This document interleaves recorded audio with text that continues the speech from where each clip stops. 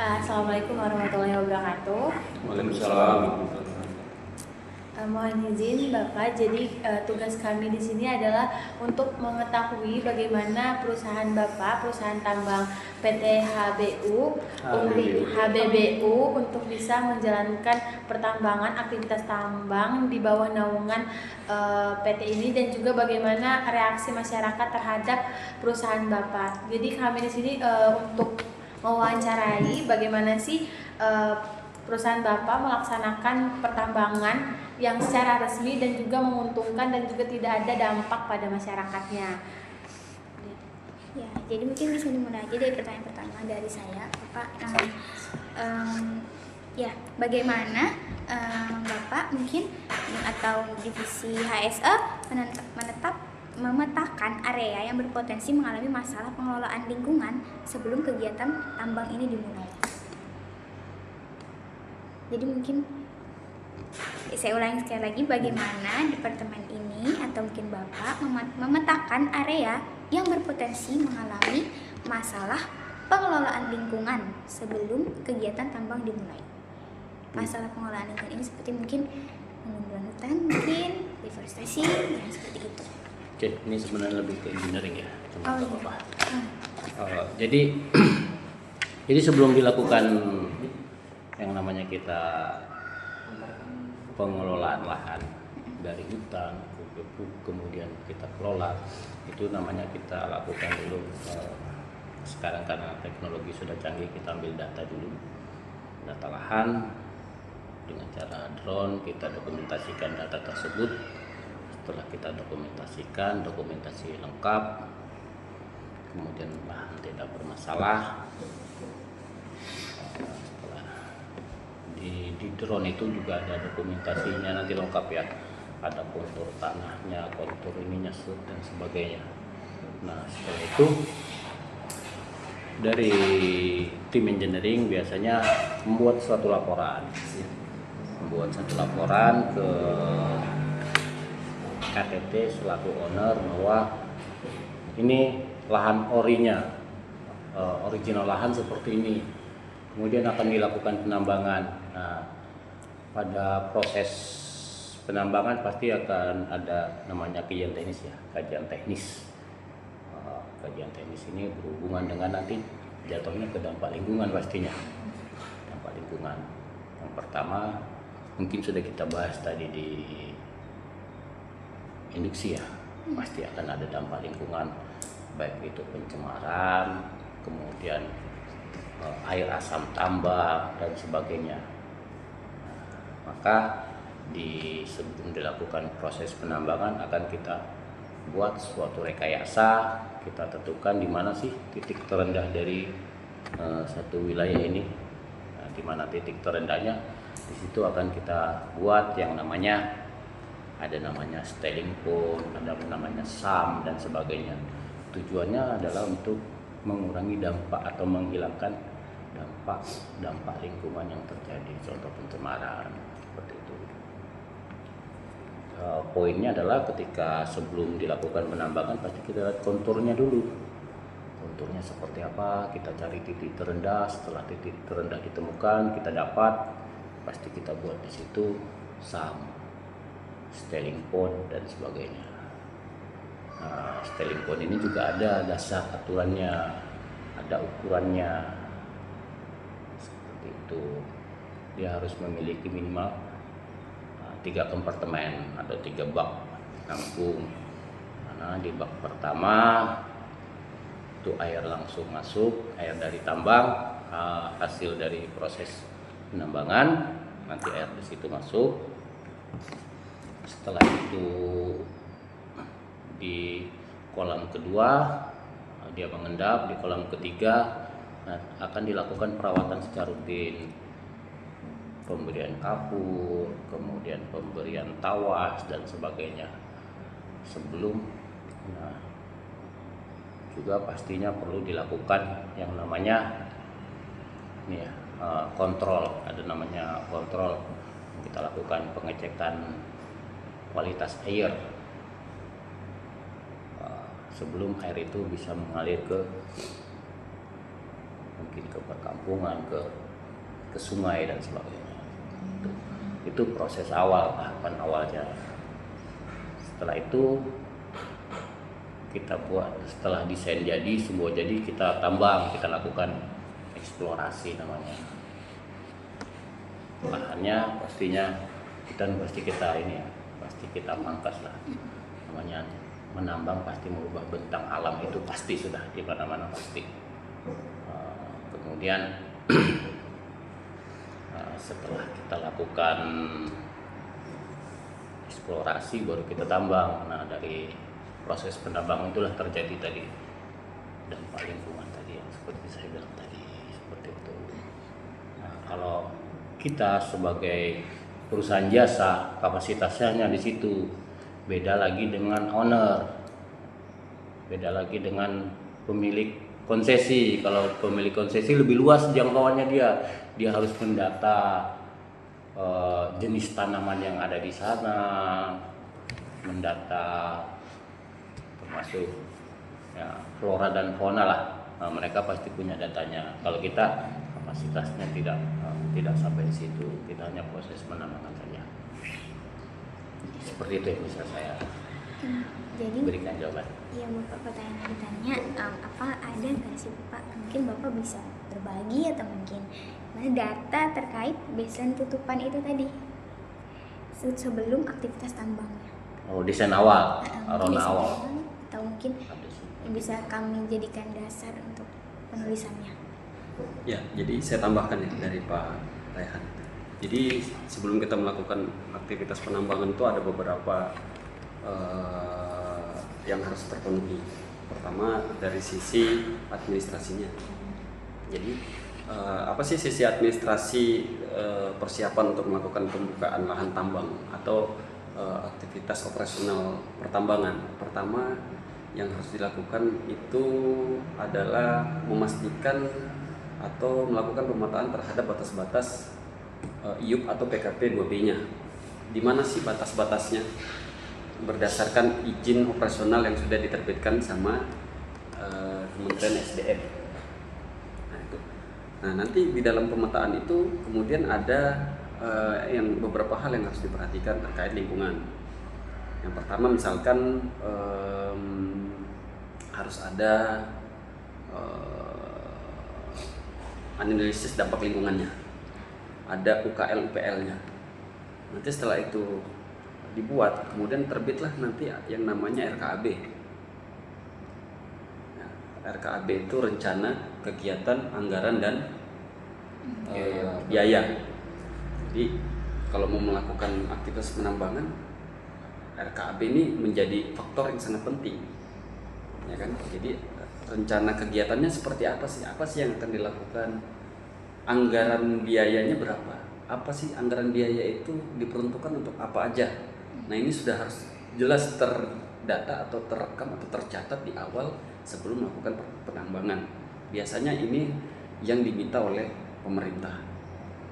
Perusahaan punya rencana apa?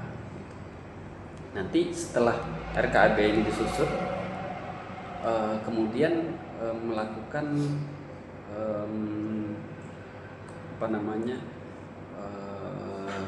penentuan baseline. Nah, baseline ini ada beberapa lagi. Baseline fisik. Baseline fisik ini terdiri dari apa? Misalkan kegiatan topografi, seperti yang dijelaskan sama Pak Rehan tadi. Apakah titik settling point-nya di mana, titik terendahnya di mana? Settling point, paham ya settling point ya? Pernah dengar settling point nggak? Belum pernah mungkin. Settling point itu metode pengaliran air, jadi ya, air asam tambang. Jadi dia itu seperti ada bak-bak khusus yang bentuknya seperti Kolam renang. kolam renang. Dia nanti mengalir terus mulai dari mungkin mulai dari kondisi air ini yang keruh sampai dengan dia bisa termanfaatkan, namanya settling point. Nah, kemudian ada baseline biologi. Baseline biologi ini perusahaan juga harus bisa memetakan di konsesi yang akan diolah ini apakah ada flora dan fauna yang dilindungi. Ini harus dilakukan survei. Misalkan di sana ada fauna. Bagaimana kalau misalkan dilakukan penambangan, perlakuan perusahaan terhadap flora dan fauna yang ada di situ itu seperti apa? Ini harus direncanakan. Kemudian apakah di sana ada aliran sungai yang dimanfaatkan atau yang sedang dimanfaatkan oleh masyarakat misalkan. Kemudian apakah kemudian di sana ada unsur-unsur biologis lainnya yang memang harus dijaga atau harus dipelihara oleh perusahaan. Nah, tujuannya apa? Supaya misalkan di daerah ini ternyata ada habitat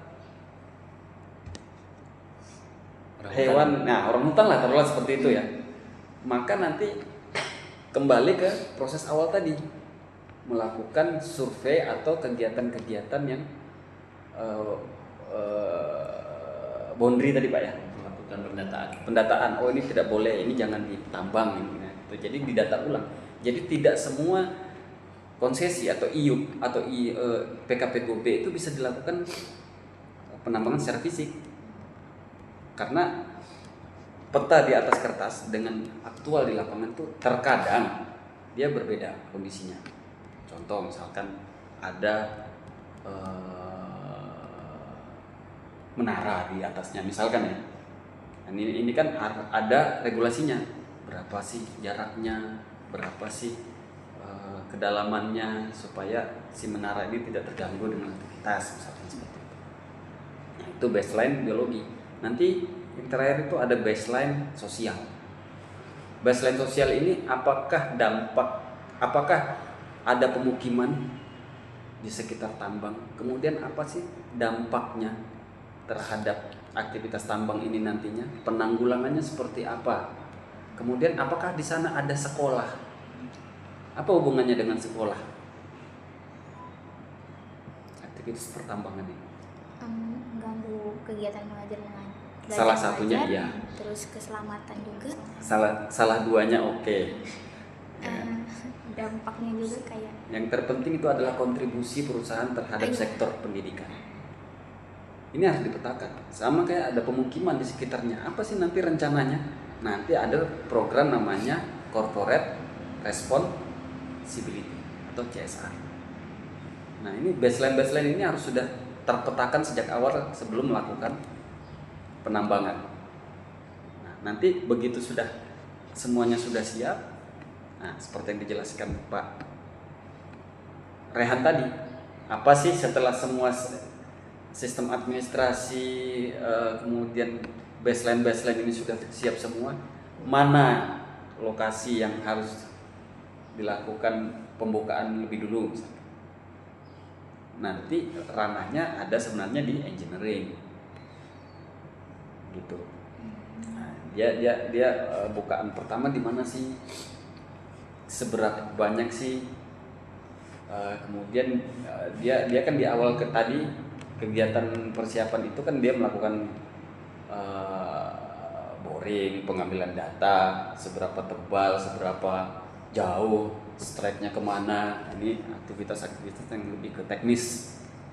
Nah, seperti itu. Jadi nanti termasuk baseline yang terakhir setelah sosial adalah baseline keselamatan.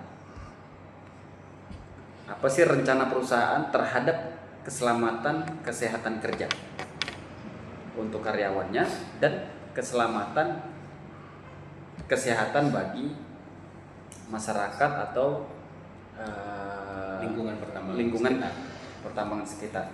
Nah, kan dampaknya banyak, dampak ke masyarakat, dampak ke lingkungan, ya kan, dan dampak ke dampak sosial.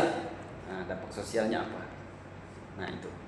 Nah nanti kalau itu sudah terpetakan, perusahaan akan mengacu pada itu, pada hasil persiapan awal tadi untuk melakukan aktivitas penambangan yang lebih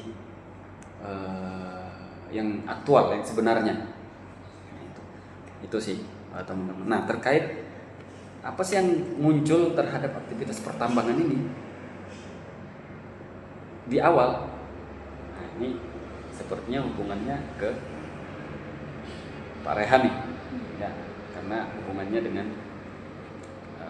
persiapan. Karena di pertambangan itu teman-teman, semua departemen itu semuanya terkait. Kalau sudah semua beres, nah, nanti tentu kalau mau melakukan sebuah aktivitas butuh manusia. Responsibility-nya siapa? Departemen Human Resource. Nanti manusianya sudah ada. Apakah langsung kita terjunkan ke lokasi? Tentu tidak. Ada departemen HSE yang memastikan bahwa manusia yang disiapkan human resource ini, manusia yang disiapkan Mas Miko ini tadi sehat fisik, ya, sehat rohaninya. Kan nggak mungkin kita kerjakan orang stres, nggak mungkin kita mempekerjakan orang gila, kan nggak mungkin. Dibuktikan dengan apa? Nanti urutannya bisa dijelaskan sama Pak Rehan. Karena setelah manusianya siap, nanti HSE memastikan manusia itu lebih siap lagi dari sisi HSE, mungkin lebih ke kesehatannya, pengetahuan keselamatannya dan lain-lain. Maka adalah induksi tadi. Nanti ujung-ujungnya untuk manusia ini ya kembali lagi ke Mas Miko, ke Departemen HR untuk dilakukan pengelolaan atau pembinaan, supaya hubungannya dengan pertanyaan tadi, bagaimana sih HRGA memastikan budaya perusahaan benar-benar dijalankan misalkan. Nah, ini tugas dan tanggung jawab kami di HRGA. Ada yang namanya pelatihan, ada yang namanya coaching konseling, sanksi disiplin. Nah, ini bagian-bagian dari rentetan persiapan ya, rentetan persiapan seperti itu. Itu sih kulit-kulitnya. Nanti kalau mau didalami silakan saya kembalikan ke Pak Rehan. Banyak. Mungkin kalau Pak Romi secara menyeluruh, kalau saya simpel, karena kita di IJP, izin usaha jasa pertambangan. Jadi kita bekerja di bawah konsesi Lana, skup kita di Lana, skup kita sebagai kontraktor. Itu saja. Kalau Pak Romi tadi cukup jelas dari RKB di Kempen, Peraturan Menteri Nomor 17. Kemudian ada tata cara pelaporan di 208, di 206, kemudian Dirjen 185, Kersan Dasar Kemen SDM 1827. Itu. Kalau saya sebagai praktisi safety, ya cukup yang saya inikan saja, cukup kerja saya atau cukup bidang kerja kita. Tuh, kalau dari Moromi tadi cukup banyak menambahkan dari awal RKAB dan sebagainya. RKAB itu apa saja prosesnya, seperti apa rencana kerja, anggaran biaya, itu juga semua diatur. Termasuk tentang AMDAL tadi, menambah lingkungan seperti apa, seperti itu. Dari saya sih mungkin itu saja. Oke, baik Bapak, dari penjelasan Bapak sangat membuka pemikiran kita secara luas mengenai bagaimana sih pertambangan ini dilakukan di perusahaan ini. Tadi saya meng-highlight bagian dampak, di mana pada perusahaan Bapak itu aktivitas pertambangan pasti ada dampak yang dilaksanakan, yang dijalankan. Nah, dampak lingkungan, dampak kepada masyarakatnya juga.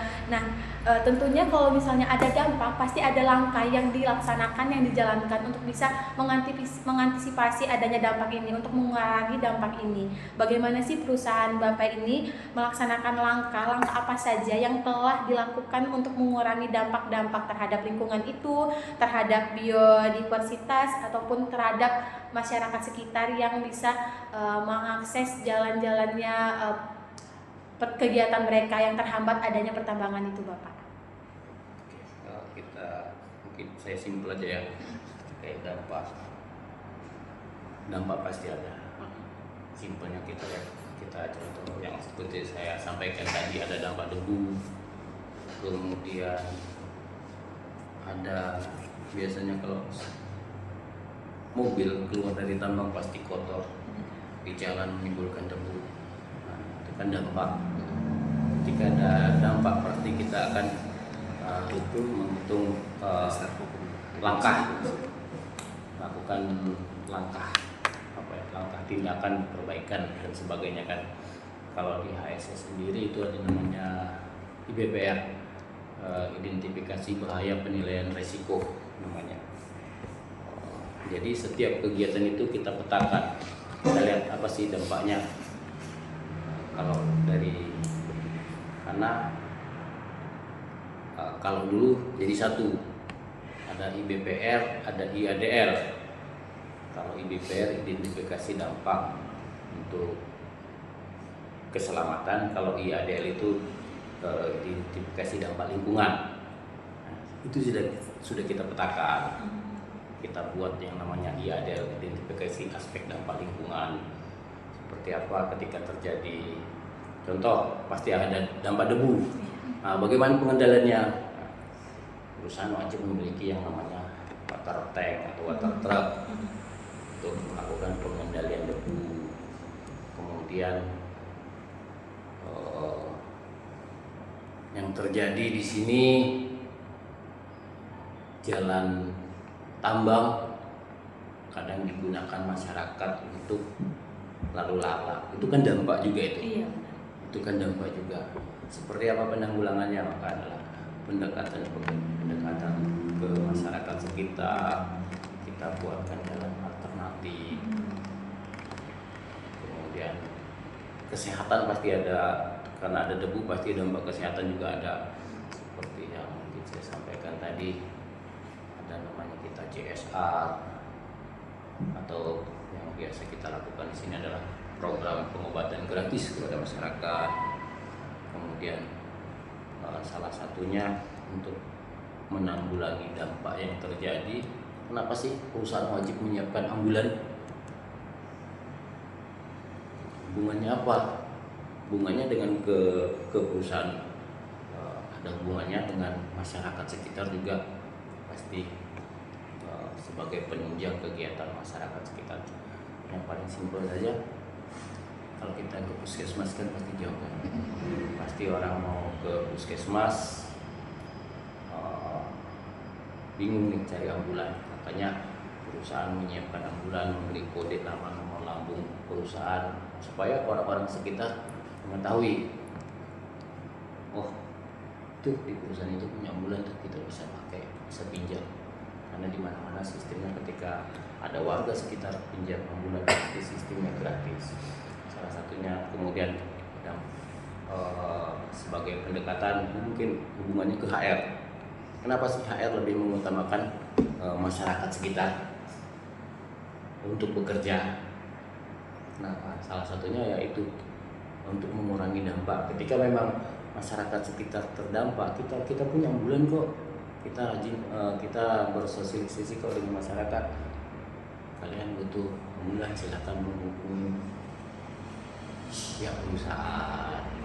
Itu tadi yang namanya corporate CSR. Kemudian social responsibility. Jadi kita respon kita terhadap kehidupan sosial di sekitar kita itu lebih peka. Maka program CSR itulah sebutannya. Terkadang kan ada perusahaan yang menyiapkan misalkan di sekolah atau pemeriksaan kesehatan gratis, bantuan ngeratain parkiran masjid, misalkan gitu begitu, yang memang aktual pernah kita lakukan. Dari langkah-langkah yang telah Bapak laksanakan itu, bagaimana sih Pak mekanisme perusahaan Bapak untuk bisa memonitoring secara berkala untuk bisa melaksanakan langkah-langkah itu? Kan di perusahaan Bapak ini banyak sekali anggotanya, perusahaan apa namanya? Ya, anggota-anggota sampai pekerjanya 300 lebih. Itu bagaimana cara memonitoring untuk bisa melakukan langkah itu secara berkala itu? kita ada namanya KPI indikator ya, indikator. Jadi salah satu sebenarnya kita juga ada namanya salah satu namanya safety talk atau pertemuan keselamatan itu juga salah satu ajang sebagai komunikasi kita terhadap karyawan, karena itu tadi hubungannya. Kenapa sih masyarakat sekitar yang kita ambil untuk mengkomunikasikan biar lebih mudah, biar lebih enak. Contoh ketika kita melakukan pertemuan keselamatan dan sebagainya, kan ada komunikasi yang terjalin di situ. Ada komunikasi, ada keluhan dari karyawan terkait bebas, biasanya di situ apa pertanyaan bebas, mau ada keluhan apa bebas. Nah, terkait indikatornya kita ada namanya program TSP, target program dan sasaran, TSP. Jadi TSP ini turunan dari kebijakan tadi ini yang saya bilang. Jadi ada program kerja yang memang terukur. Yang paling simpel deh terkait lingkungan, kita namanya program pengendalian debu. Seperti apa program pengendalian debu itu? Ada pengukuran lingkungan, debu total, debu personal dan sebagainya. Itu hubungannya kita kerjasama dengan Balai K3. Kemudian ada program namanya ada program kerja namanya inspeksi. Salah satu bentuk program juga terkait untuk penanggulangan dampak dari lingkungan. Namanya program. Kemudian contoh kita buat program penyiraman menggunakan water tank di jalan hauling, wajib, terutama nanti kita petakan lagi nih sepanjang jalan hauling ini mana yang lebih tinggi dampaknya. Biasanya kalau kita ke lapangan nanti, kalau kita ke KM 6 itu dekat sekali antara jalan tambang dengan pemukiman. Kenapa? Langkah-langkahnya water tank wajib standby di sana melakukan penyiraman, tidak boleh sampai terjeda sedikit pun, tidak boleh sampai istilahnya menimbulkan polusi debu, tidak boleh sampai ada debu, wajib di situ. Salah satu bentuknya seperti itu. Kemudian ketika ada ini juga hubungannya tadi CSR tadi kan, nah, ada namanya program yang kita susun memang, ada program lagi. Iya. Sebenarnya kalau untuk memastikan apa yang langkah-langkah tadi itu terlaksana, kita lebih ke monitoring, inspeksi. Jadi kalau dari Departemen HR itu kita ada inspeksi facility misalkan ya. Ini juga terkait lingkungan, karena facility ini kalau lingkungannya tidak bersih, maka dampaknya juga akan kemana-mana. Karena mes kami ini kan bukan mes khusus di dalam site, tapi kita berbaur dengan masyarakat sekitar. Nah, tentu kita juga harus menjaga kebersihan mes kita dan lain sebagainya. Ini monitoringnya kita menggunakan inspeksi. Jadi ada poin-poin di dalam inspeksi ini yang harus dicek secara rutin, daily, setiap hari. Jadi misalkan memastikan sampah telah dibuang. Nah, kalau sudah dibuang mereka checklist. Nanti ada dokumentasi. Nah, seperti kalau dokumentasi ini ada dokumentasi before after, sebelum dilakukan inspeksi dan sesudah dilakukan inspeksi. Jadi monitoring ini yang sudah kami lakukan. Ini untuk facility. Kemudian kayak misalkan bagaimana memonitoring aktivitas di lapangan, kami juga ada schedule inspeksi pit. Nah, inspeksi pit ini kita lakukan setiap 1 minggu sekali, dan ini kita jalankan. Kita punya schedule-nya. Kemarin Pak Rehan sempat ikut atau enggak ya? Ikut ya sama Mas Miko kemarin ya. Nah, jadi kita datang tuh ke pit-pit. Kita ada beberapa pit. Pit itu apa Pak? Definisinya pit itu ya. Biar lebih sederhana. Kita sederhanakan saja area penambangan. area tempat kita melakukan Bukan, pengambilan bukan. bukan batu bara, pengambilan material batu bara. Jadi kita ada beberapa pit. Nah itu kita schedulekan untuk kita lakukan inspeksi rutin. Jadi apa sih? Apakah ada potensi KTA TTA-nya? Tahu ya KTA TTA? Nggak tahu ya? Nggak tahu. Pokoknya tahu gitu ya. Jadi KTA itu kondisi tidak aman, TTA itu tindakan tidak Tindakan. aman. Nah, kemudian apakah di sana perlu support dari general affair dari HRGA? Di PIT itu butuh apa? Misalkan, terpalnya bocor Pak, pondok pengawasnya sudah enggak ini. Nanti tim HR akan mendata. Oh ya, kita harus lakukan pergantian, order dan lain sebagainya. Bagaimana supply meals? Bagaimana supply makanan untuk karyawan di PIT ini? Karena bisa jadi di PIT A dengan di PIT B beda perlakuannya misalkan. Di sini datang nasinya telat terus nih, orang udah lapar baru belum datang misalkan ya. Ini kan menjadi temuan buat kami sebagai pelayannya karyawan nih. Ini akan kita terus monitoring dan kita lakukan perbaikan. Dan bentuknya itu tetap kita punya reporting, ada reportnya. Nah, jadi HSE dari sisi keselamatannya, kami dari sisi kebutuhannya, mungkin nanti tim engineering dari sisi bentukan atau desain tambangnya, tim produksi mungkin dari lebih ke proses operasionalnya, penambangannya. Nah, seperti itu. Itu sih Mbak. Ada lah. Iya. Sering.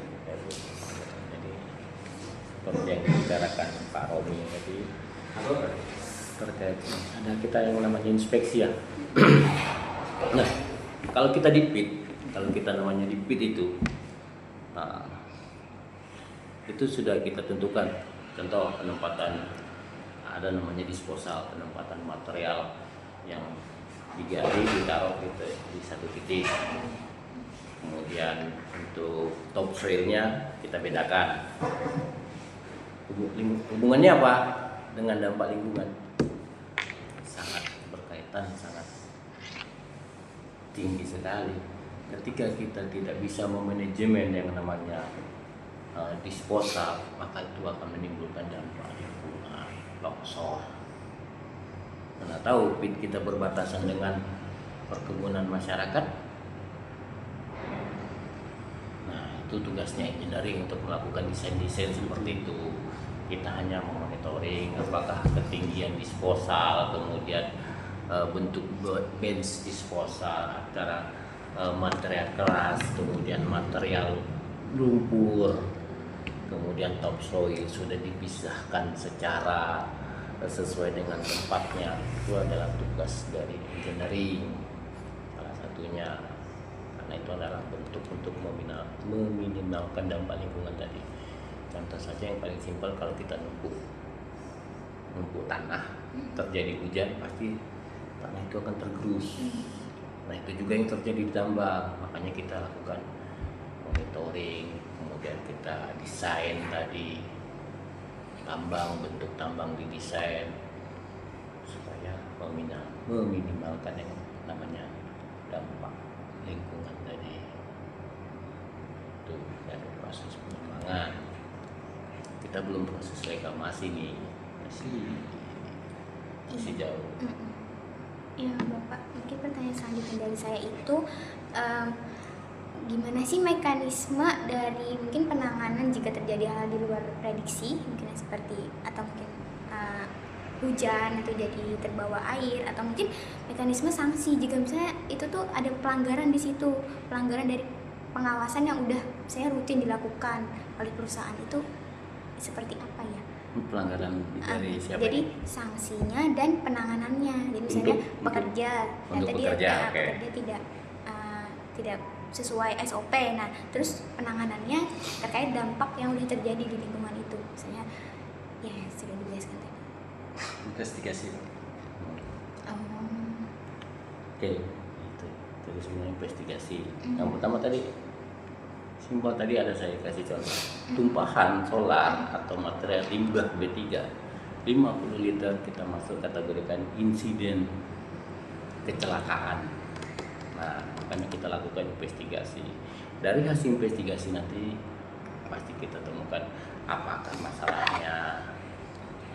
Ketika investigasi adalah mencari penyebab dasar, penyebab utama dari suatu kejadian untuk dilakukan tindakan-tindakan perbaikan, dan harapannya kejadian yang serupa tidak dilakukan. Nah, seperti itu definisi dari investigasi sebenarnya.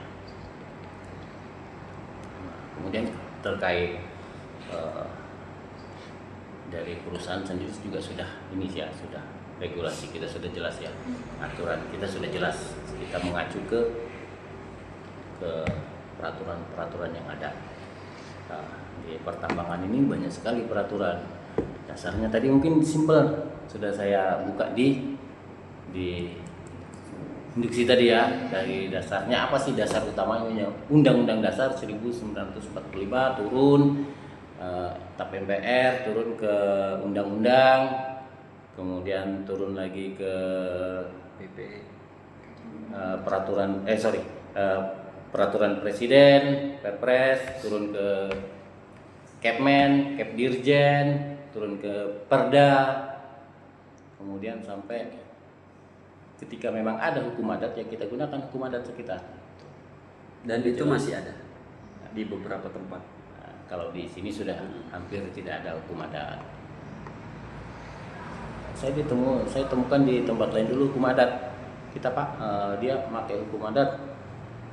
Contoh yang paling simpel, mereka punya hukum namanya pohon penghasil madu itu. Bangdes. Ada jenis pohon yang memang khusus untuk madu. Riwayat. Nggak tahu, saya lupa nama pohonnya itu. Sebutin semua nama pohon nanti. Ya, jadi ada pohon mereka tidak boleh. Itu adalah bagi mereka adalah aset gitu kan. Ketika kita melakukan pelanggaran, nggak mungkin kita tinggalkan di satu pohon kemudian di bawahnya lubang. Pasti tetap akan kita lakukan yang namanya penebangan. Tapi seperti apa? Itu kan dampak kan? Karena mata pencarian mereka dari mencari mencari madu. Ketika itu kita tebang, pasti ada dampak kan? Nah, apa yang harus kita lakukan? Kita bayar denda adat, kemudian kita buatkan, kalau di tempat kami dulu kita buatkan peternak lebah itu ya, madu ternak itu. Seperti itu, mungkin kita carikan opsi lain dan sebagainya. Itu kan kita kan berbicara dampak ini ya. Nah, seperti itu. Itu mbak-mbak. Ada ya. Adik-adik. Ada lagi? Ya. Atau masih kurang? Bapak, mungkin ini pertanyaan terakhir dari kami mengenai penjelasan yang Bapak sudah jelaskan mengenai dari langkah, dampak, dan juga ada dasar-dasar hukum yang dilaksanakan di perusahaan Bapak.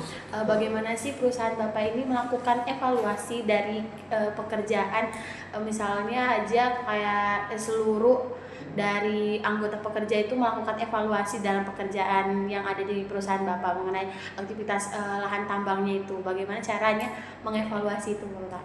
Oke, saya jawab nih, bidang saya soalnya nih. Oke, kita kembali. Saya ada yang masih yang tertinggal di tadi ya, terkait ada mungkin bahasa kasarnya namanya di perusahaan pasti ada pengawas. Iya benar. Pengawas itu melakukan tugasnya, salah satu tugas pengawas itu tugasnya cuma 4 sebenarnya di Kepdirjen 1827 lampiran 2 itu tugas pengawas cuma 4. Yang pertama, saya belum ke pertanyaan sampai tadi. Yang pertama, tugas pengawas ada namanya kita pengawas itu dibagi menjadi 3. Ada pengawas operasional muda atau POP, pengawas operasional media POM, dan pengawas operasional utama POU. POM ini lebih cenderung ke lapangan. Kalau POP, kalau POM dia banyak ke peraturan-peraturan, regulasi. Ini terkait penambangan, ini dasar hukumnya, kemudian ini aturannya. Nah, kalau PUU penanggung jawab atau pelaksananya, atau orang yang memonitor kita ke POP saja karena di lapangan yang kita case-nya di lapangan. Jadi sebelum pengawas. Jadi kriteria kita, seorang pengawas wajib memiliki namanya POP, pengawas operasional muda. Ketika dia punya POP, dia sudah paham dia terkait penambangan, nanti dampaknya seperti apa, akan seperti apa. Nah, makanya pengawas kita wajib yang namanya punya POP. Oh, pengawas belum POP, Pak. Kewajiban perusahaan melakukan sertifikasi ke SDM terkait POP.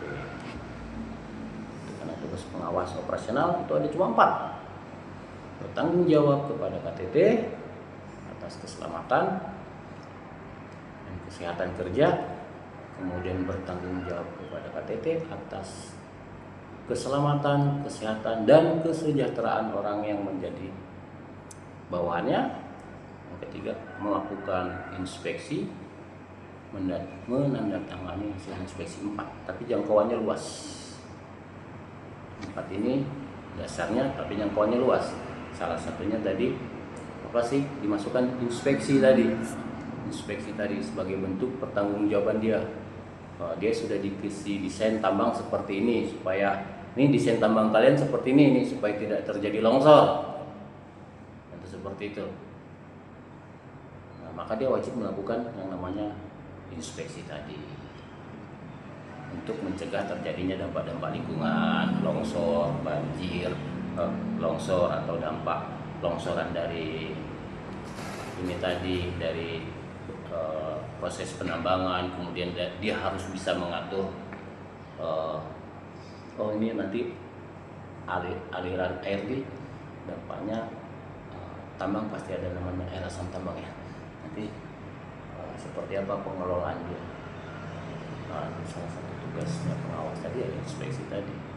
Ketika memang dia terjadi kelalaian situ, yang namanya investigasi, wajib kita lakukan investigasi. Sanksinya acuannya ya ke peraturan-peraturan yang ada gitu loh. Nah, seperti itu. Kemudian penilaian yang sampai maksud tadi, penilaian ya, penilaian bagaimana sih proses penilaiannya, ketercapaiannya ini dalam suatu perusahaan ini. Jadi ada tiga.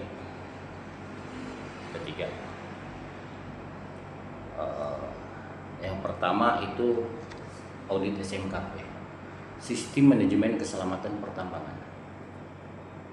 Akan dilakukan audit akhir tahun setiap tahunnya. Audit akhir tahun ini salah satu tujuannya adalah tadi bagaimana sih proses penambangan kalian ini, kemudian bagaimana penanggulangannya ketika terjadi ini, dampaknya seperti apa. Nah, kita diaudit di situ.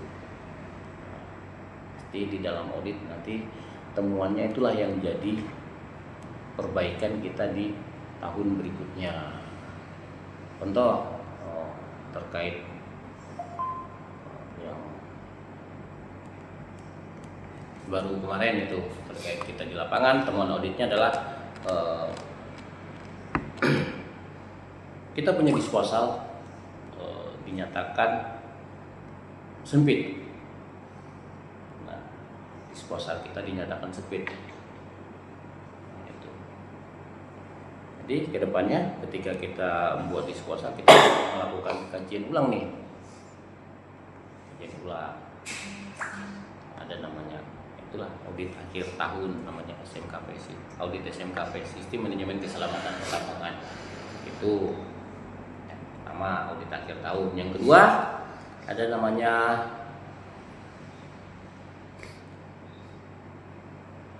ada 4 lupa saya. Yang kedua evaluasi PJP, evaluasi perusahaan jasa pertambangan, di mana ada 5 aspek di situ yang dievaluasi. Yang pertama kesehatan, keselamatan, aspek lingkungan, termasuk karena dampaknya adalah pencemaran tadi, dampak lingkungan tadi, pencemaran dan sebagainya. Nah, jadi evaluasi PJP, perusahaan jasa pertambangan, itu dalam 1 tahun dilakukan 2 kali. Namanya evaluasi perusahaan jasa pertambangan. Nah, itu dilakukan melakukan evaluasi. Siapa yang mengevaluasi kita? Owner kita. Di sini PT Lana yang melakukan evaluasi. Kemudian ada namanya inspeksi juga khusus dari Lana, melakukan inspeksi, melakukan pemantauan terhadap kegiatan penambangan, termasuk dampak-dampaknya. Ada daftar akhir. Biasanya termasuk dampak-dampaknya tadi seperti itu. Ada namanya inspeksi khusus memang yang dilakukan oleh owner kita untuk memantau kegiatan penambangan. Solusi tadi PJP sudah, kemudian yang evaluasi PJO, kinerja PJO, bagaimana dia mengelola tambang yang ada di area tanggung jawab dia. Namanya ketika pengelolaan tambang lengkap, seperti apa dampak lingkungannya, seperti apa sistem reklamasinya, berapa bukaannya, berapa yang sudah direklamasi, seperti apa pasca tambangnya. Itu ada semua di situ. Di evaluasi PJO. Evaluasi PJO. Nah, yang terakhir Binwas namanya, pembinaan dan pengawasan. Binwas ini langsung dari Kementerian SDM turun ke lapangan melakukan inspeksi langsung. Dari Binwas biasanya 1 minggu itu dilakukan itu. Semua akan dibongkar di Binwas. Dari namanya RKB awal, kemudian dari RKB ini mana RKB-nya? Nah, terbit. Oke, sekian. Ini mana RKB-nya sudah ada nih, ada nih. Kemudian nih kebijakan. Ya, buka kebijakannya ini. Sudah sesuai dengan kebijakan, sudah sesuai tidak kebijakannya ini? Ada tentang undang-undang, ada tentang lingkungan, ada tentang keselamatan. Setelah dari kebijakan turun lagi, namanya program. Bagaimana programnya? Program terhadap lingkungan seperti apa? Program terhadap keselamatan seperti apa? Kemudian dari program turun dasarnya. Ada namanya SOP, bagaimana SOP kalian, prosedur kalian. Contoh prosedur yang paling simpel dah, prosedur loading di disposal. Kenapa harus ada prosedur seperti itu? Supaya ketika proses pekerjaan dilakukan untuk mengurangi dampak dari lingkungan tadi. Seperti itu. Loading point harus disposal harus dibuat seperti ini, didesain seperti ini, ada prosedurnya. Prosedur sudah, kemudian ada namanya tadi yang saya sebut IBPR, IADL, identifikasi aspek dampak lingkungan, IBPR, identifikasi bahaya dan risiko. Nah, itu dari SDM. Setelah mereka verifikasi data, verifikasi administrasi yang kita tampilkan, proses ke lapangan, verifikasi lapangan, benar nggak, sesuai nggak dengan program kerjanya, prosedurnya, administrasinya dengan di lapangannya.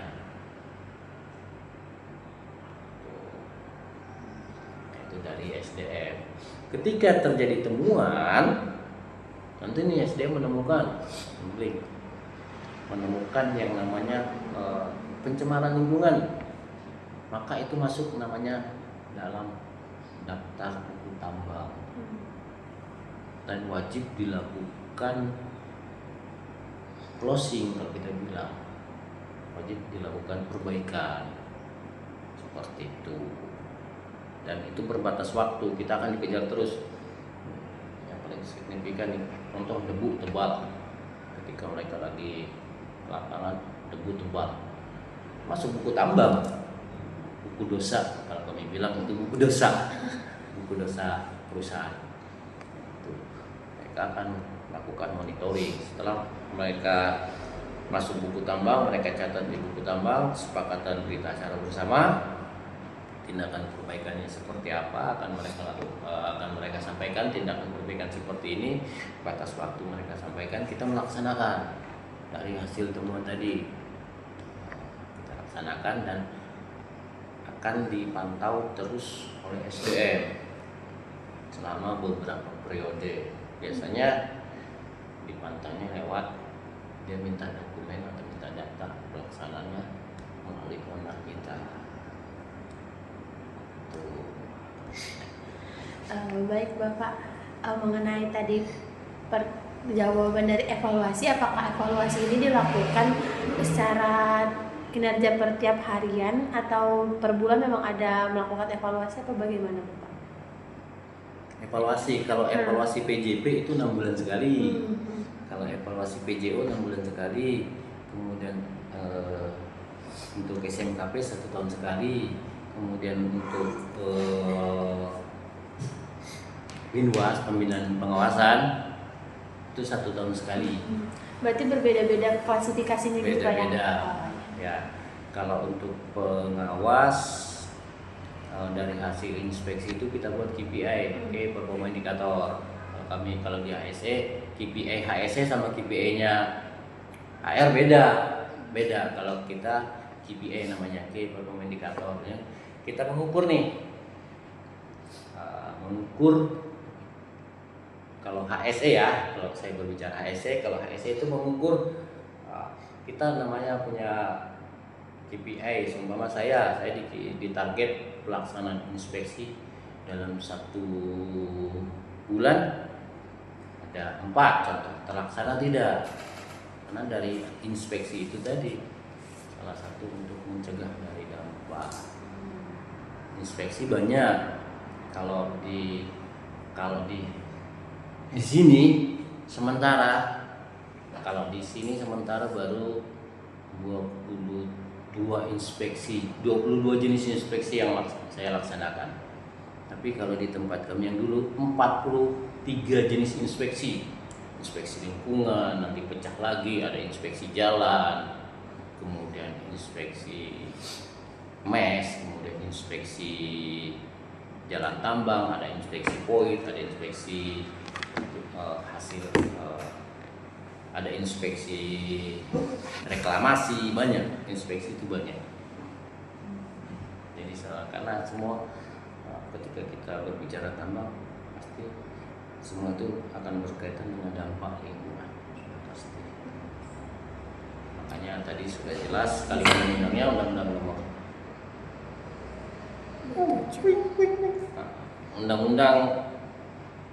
undang-undang nomor 3 tentang pelindungan lingkungan tahun 2010. Undang-undang nomor 4 tahun 2010 tentang undang-undang tentang pelindungan lingkungan sudah jelas di situ. Tadi sudah kita buka di situ juga, ada undang-undang lain juga yang mengatur tentang sanksi dan sebagainya. Baik Bapak, dari semua pertanyaan kami sudah menjawab semua hasil dari penjelasan Bapak. Terima kasih atas wawancara yang telah kami lakukan, atas partisipasi Bapak dalam menjawab pertanyaan-pertanyaan kami untuk memenuhi tugas ujian akhir semester kami. Saya tutup. Wassalamualaikum warahmatullahi wabarakatuh. Terima kasih ya Pak. Waalaikumsalam warahmatullahi wabarakatuh.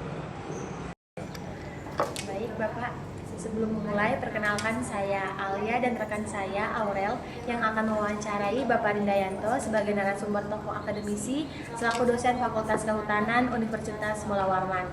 Selamat siang Bapak, terima kasih atas waktu yang telah diberikan hari ini. Kehadiran kami di sini bertujuan untuk melakukan wawancara guna memahami lebih dalam pandangan Bapak mengenai topik yang sedang kami teliti dengan judul deforestasi akibat tambang batu bara khususnya di Kota Samarinda. Baik Bapak, langsung masuk ke pertanyaan pertama. Menurut Bapak ini bagaimana Bapak melihat kondisi hutan dan lingkungan di Samarinda sebelum dan sesudah adanya aktivitas pertambangan?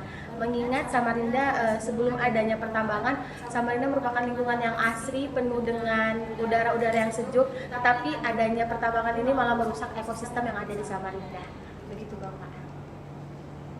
Kalau diingat-ingat ya, batubara itu kan di Samarinda sekitar tahun 2000 awal lah ya, mulai boomingnya ya. Memang sebelum ada tambang batubara itu seperti yang disampaikan tadi relatif adem lah ya Samarinda, karena kondisi hutannya masih relatif bagus ya, seperti di daerah Samarinda Utara itu, daerah Palaran ya. Tapi kemudian setelah boomingnya batubara, Samarinda juga ikut-ikutan tambang batubara, padahal wilayahnya kan tidak terlalu luas ya. Iya, benar. Akibat pertambangan batubara itu, khususnya di kota Samarinda, yang jadi korban pertama itu ya tutupan lahan tadi, tutupan lahan yang berupa hutan. Daerah-daerah yang masih hutan itu kemudian dibuka, bahkan ada yang dekat sama pemukiman kan, di beberapa tempat.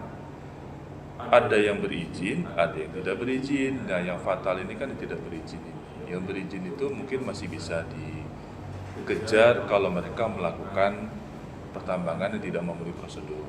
Tapi yang jelas kelihatan memang kondisi lingkungan khususnya hutan ya Samarinda ini sebelum dan sesudah. Kita bisa rasakan misalnya setelah ditambang hutannya hilang, maka suhu lingkungan ya tentunya itu lebih tinggi suhunya, lebih panas terasa akibat dari tambang batubara tadi. Selanjutnya, apakah program reklamasi atau pemilihan lahan yang dilakukan perusahaan tambang sudah cukup terlihat dan berdampak bagi masyarakat menurut pengamatan akademisi? Beberapa sih ya, saya bilang tadi ya, beberapa kan ada yang berizin, yang resmi, ada yang juga tidak resmi. Pengamatan berdasarkan informasi dari media, kita bisa lihat di situ ya, beberapa galian tambang batubara itu dibiarkan begitu saja. Padahal kan metode tambang batubara yang lazim dilakukan itu adalah model open pit ya, jadi menambang langsung membuka lahan, digali bahkan sampai ada kedalaman 30 sampai 40, 100 meter bahkan mungkin ya, demi ngejar batubara yang tadi. Pasca kegiatan mereka, sebagian itu tidak dikembalikan, lahan-lahan itu tetap apa adanya setelah digali gitu. Apa akibatnya? Akhirnya muncullah danau-danau buatan kan, sampai Samarinda digelari kota apa? Kota danau ya, karena banyak danau-danau tambang tadi. Jadi memang kelihatannya program reklamasi itu tidak serius untuk dilakukan oleh perusahaan-perusahaan batubara tadi. Ya faktanya sudah kelihatan ya di lapangan. Meskipun ada juga yang berusaha mematuhi ya, mencoba mengembalikan lahan yang digali itu untuk ditutup paling tidak ya. Lebih bagus lagi kalau misalnya ditanami lagi tumbuhan-tumbuhan supaya dia bisa kembali, kalau toh tidak bisa kembali seperti hutan yang aslinya, paling tidak ada penghijauan ya. Tapi itu nanti lama-lama baru bisa kembali ke seperti aslinya. Sayangnya hal seperti itu banyak tidak dilakukan oleh perusahaan-perusahaan tambang, khususnya di Samarinda ya, yang saya tahu ya. Kita bisa lihat kok contohnya seperti di daerah Palaran, saya termasuk di Samarinda Utara itu sering menemukan danau-danau bekas tambang batubara tadi. Baik Bapak, menyambung dari pertanyaan rekan saya, bagaimana Bapak melihat hubungan antara kerusakan ekologi seperti deforestasi dan juga lubang tambang dengan dampak sosial bagi masyarakat sehari-hari? Mengingat masyarakat juga terkena dampaknya dari adanya kegiatan tambang yang secara terus-menerus di Samarinda, Bapak. Jelas itu ya, bagi ekologis, bagi lingkungan hutan ya, itu kan sudah jelas kelihatan ya, terbukanya lahan, terbukanya kawasan hutan itu membuat secara ekosistem kan terganggu ya keseimbangannya. Bagi masyarakat juga jelas terganggu, misalnya begitu lahan terbuka, curah hujan datang begitu tinggi misalnya ya, yang semula hutan itu fungsinya bisa menangkap air misalnya ya, menyerap air, menahan air, sementara Tapi begitu hutan hilang, maka fungsi hidrologinya juga hilang. Fungsi hidrologi itu maksudnya apa? Hutan yang seharusnya bisa menahan air sementara waktu, menjadi cadangan air, itu menjadi hilang. Air akan turun langsung lewat permukaan tanah ya, menjadi banjir dan seterusnya. Ya tentunya memberi dampak negatif bagi masyarakat. Mungkin ada yang bilang bahwa pertambangan batu bara itu memberi dampak positif, terutama misalnya menerima lapangan kerja. Tapi perlu dilihat juga dampak negatifnya, yaitu kerusakan lingkungan. Biaya dari kerusakan lingkungan itu juga tidak kalah besar dibandingkan pendapatan mungkin yang diperoleh oleh masyarakat. Mungkin masyarakat ada yang bisa menerima positifnya, misalnya diterima bekerja di situ. Tapi kan masyarakat yang lain juga yang menerima getahnya, yang menerima dampak negatifnya kan juga lebih luas, banjir, debu dan seterusnya kan begitu, kerusakan lahan dan seterusnya.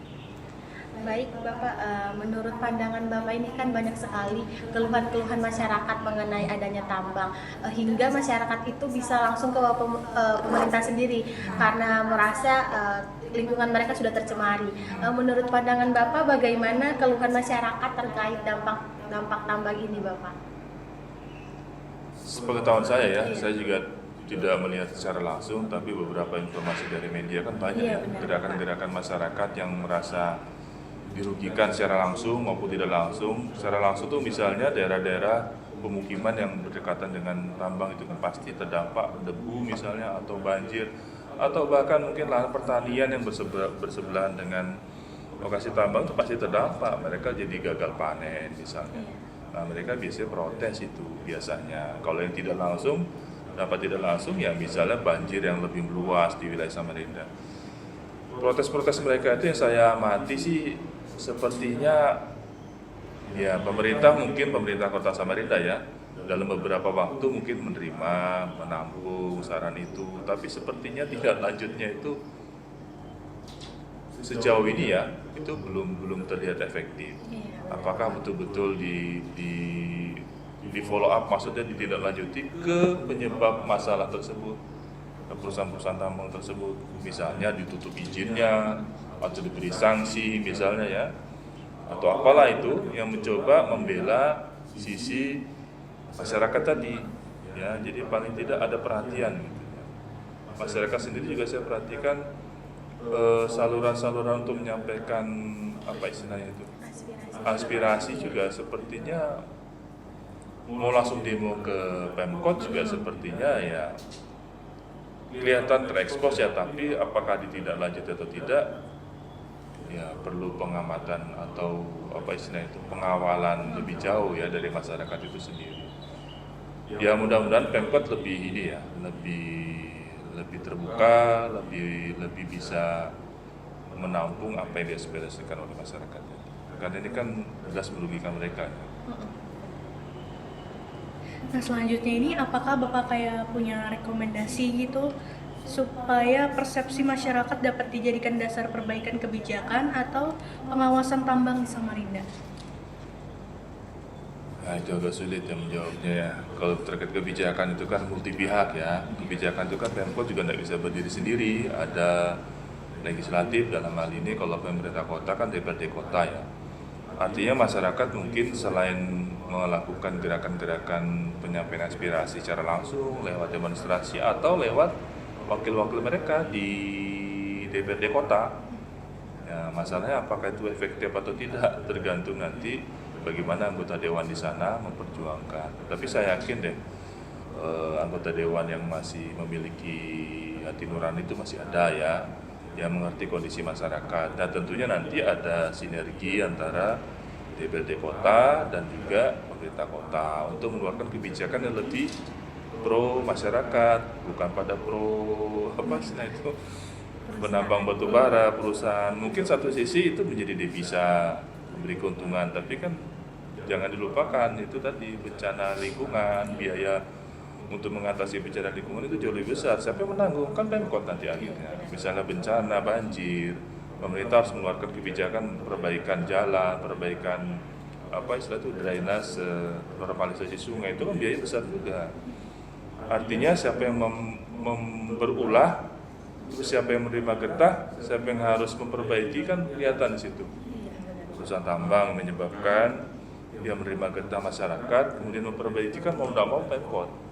Jadi perlu ada pemikiran lebih itu komprehensif bagi Pemkot bersama-sama juga siapa tadi DPD kota untuk sama-sama bisa merumuskan kebijakan yang lebih tepat. Artinya kalau misalnya terpaksa harus ada, ini kan kita perkotaan ya, kota yang tidak terlalu luas, kalau ditambang itu agak ironi juga. Kalau toh misalnya batu bara itu banyak di Samarinda ya, mungkin sebaiknya kalau menurut saya pribadi ya, moratorium saja. Ngerti moratorium? Moratorium itu penghentian pertambangan batu bara. Kita bisa boleh mencontoh Balikpapan. Setahu saya Balikpapan itu betul-betul melarang batu bara ditambang di sana. Padahal sama-sama ada batu baranya loh ya. Nah itu betul-betul kita supaya bisa melihat wilayah yang tidak terlalu luas ini, kalau kita tambang batu baranya kan, nah artinya arah kebijakannya mungkin ke sana, ke depan itu dibuat saja larangan untuk, meskipun masih ada batu bara di Samarinda loh ya, supaya dilarang saja untuk menambang batu bara. Itu menurut saya pribadi. Baik Bapak, melihat dari pandangan Bapak, kita juga memang melihat bahwa memang banyak sekali dampak dari masyarakatnya yang secara langsung terkena. Walaupun memang ada keuntungan dari perusahaan-perusahaan itu, tapi juga kita tidak bisa menutup mata bahwa juga masyarakat telah terkena dampaknya. Mengingat masyarakat itu sebagai tempat untuk mereka berlindung, mereka tuh kurang adanya ekosistem karena akibat kerusakan lingkungan mereka yang terus-menerus dikeruk oleh tambang. Ya baik Bapak, dari adanya wawancara ini kami telah melihat pandangan Bapak sebagai akademisi, khususnya sebagai dosen Fakultas Kehutanan Universitas Mula Warman, secara tidak langsung memberikan pandangan bagaimana deforestasi akibat tambang batu bara ini benar-benar berdampak, tidak hanya bagi masyarakat tetapi juga bagi orang-orang lain yang ada di Samarinda. Ya baik Bapak, terima kasih atas waktu untuk bisa diwawancarai hari ini. Sama-sama. Mudah-mudahan bermanfaat ya informasi. Iya, amin Bapak, terima kasih. Kami tutup Bapak. Assalamualaikum warahmatullahi wabarakatuh. Waalaikumsalam.